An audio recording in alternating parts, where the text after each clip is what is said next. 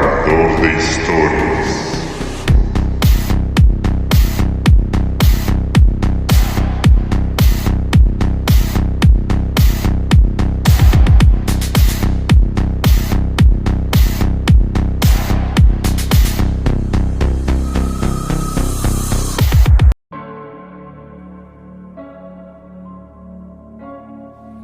Buenas noches, queridos narraescuchas. ¿Qué pasa cuando la muerte toca a una familia? Las razones siempre se buscan entre la rabia, la venganza o la locura. Pero en 1981, en un pequeño pueblo de Connecticut, la razón fue el demonio.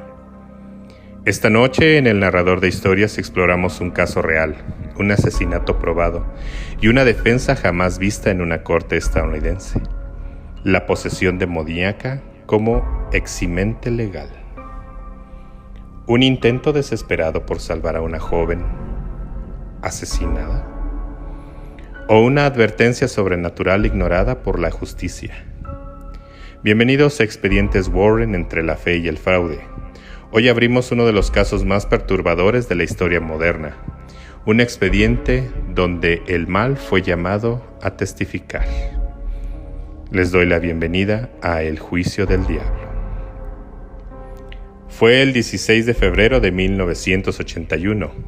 Arne Cheyenne Johnson, un joven de 19 años, asesinó a su casero, Alan Bono, de varias puñaladas. Los hechos no se discuten. Hubo una discusión, una pelea y luego la sangre. Arne no huyó. No lo negó, pero su defensa presentada por su abogado Martin Minella sorprendió al país entero. Mi cliente no es culpable porque estaba poseído por un demonio. Era la primera vez en la historia legal de Estados Unidos que la posesión demoníaca se planteaba como defensa ante un asesinato, pero ¿cómo se llegó a esto? La historia comienza meses antes, en 1980. David Gladset, de apenas 11 años, comenzó a tener comportamientos extraños. Veía una figura con ojos rojos, despertaba con marcas en el cuerpo, hablaba con voces que no eran suyas. Se decía que el niño se estremecía violentamente, pronunciaba palabras en latín sin haberlo aprendido jamás. Fue entonces cuando la familia Glatzel acudió a Ed y Lorraine Warren. Los Warren aseguraron que el niño estaba poseído. Llevaron a cabo múltiples sesiones documentadas, incluso con sacerdotes presentes. Lorraine Warren afirmó haber visto una sombra rodear al niño y escuchar múltiples voces salir de su boca. Pero en uno de esos rituales ocurrió algo inesperado. Arne Johnson, novio de la hermana de David, desafió al ente. «Sal de él. Entra en mí si tienes que hacerlo». Y según los Warren, el demonio aceptó.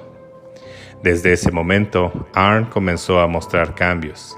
Entraba en trance, decía no recordar horas completas del día, alegaba ver figuras obscuras a su alrededor. Semanas después cometió el asesinato. ¿Transferencia demoníaca o sugestión colectiva?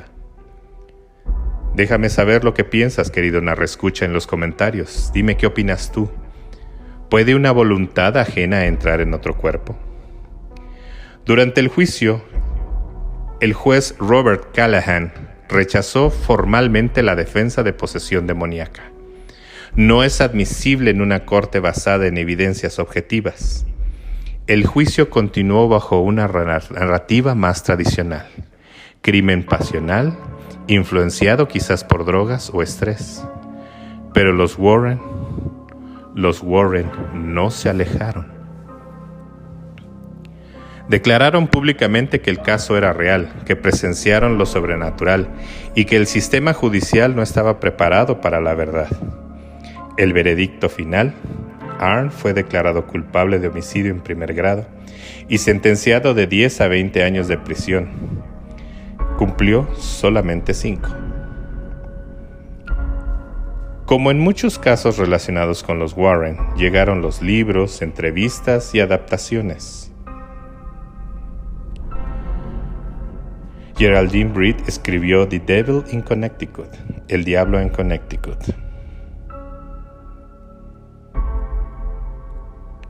Pero en 2007, la propia familia Glatzel demandó a los autores y editores.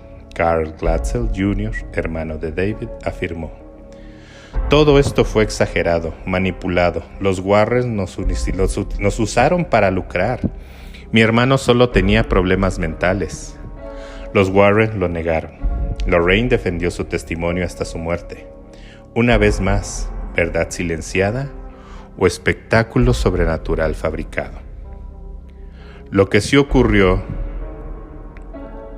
y nadie niega, es que un niño de 11 años sufrió ataques inusuales. Varias personas presenciaron fenómenos que no supieron explicar. Un joven cometió un asesinato sin recordar cómo ni por qué, y los Warren estuvieron ahí, documentando, participando, defendiendo su versión. Este caso inspiró la película del Conjuro 3, El Diablo me obligó a hacerlo.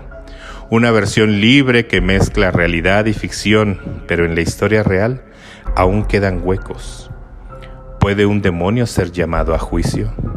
¿O es más fácil culpar a lo invisible que aceptar la obscuridad humana? Este caso nos recuerda que en la frontera entre la fe y la justicia, los juicios se ganan con pruebas, pero el miedo no necesita evidencia. ¿Fue Arne poseído? ¿O poseído por una idea de estarlo? ¿Fue David un niño atacado por fuerzas invisibles?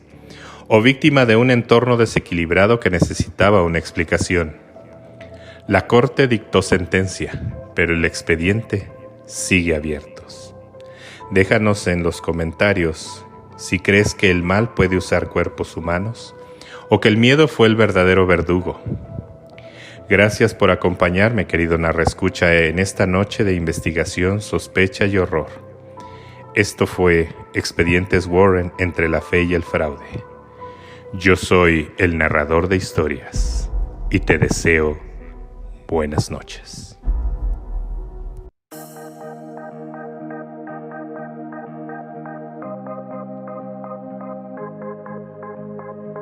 Espero que hayas disfrutado esta historia tanto como yo al contártela.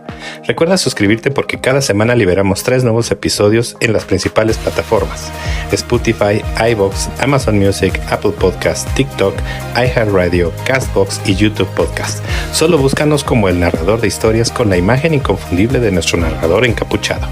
Y si tienes un relato, una experiencia o una leyenda que quieras compartir, envíala a nuestros correos paranormalyovnis@gmail.com o paranormalyovnis@hotmail.com. Queremos darle voz a tu historia y que muchos más puedan escucharla.